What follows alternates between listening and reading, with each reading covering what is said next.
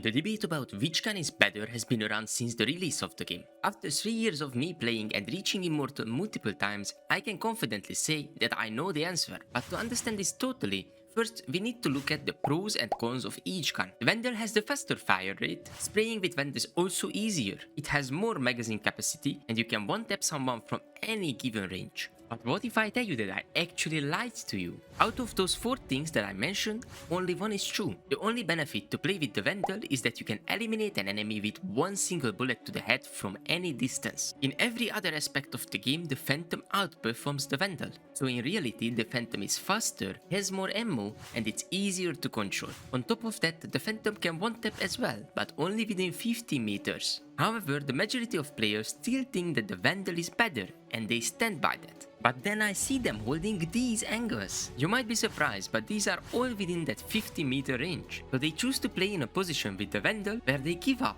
the only benefit of the gun. So the gun itself becomes useless in comparison to the Phantom. Obviously, you can still do well and get the job done, but the Phantom is just way more suitable for these situations. So if you find yourself playing in smokes or having hard time with trigger discipline, you shouldn't play Vandal. If you still have doubts, just think about it. How many times do you actually eliminate someone with a one-tap headshot from outside of that 50-meter range? Is it worth to give up all the advantages that the Phantom can give you only for that? If your kills are mostly body shots on close and mid-range, you should consider playing more Phantom. So to understand which is better, you need to take a look at your own gameplay and analyze it. If your playstyle is creating an environment where the Phantom could shine, don't be afraid to go for it. After you find the right gun for yourself, you can increase your chances of winning even more with the golden rule of Valorant.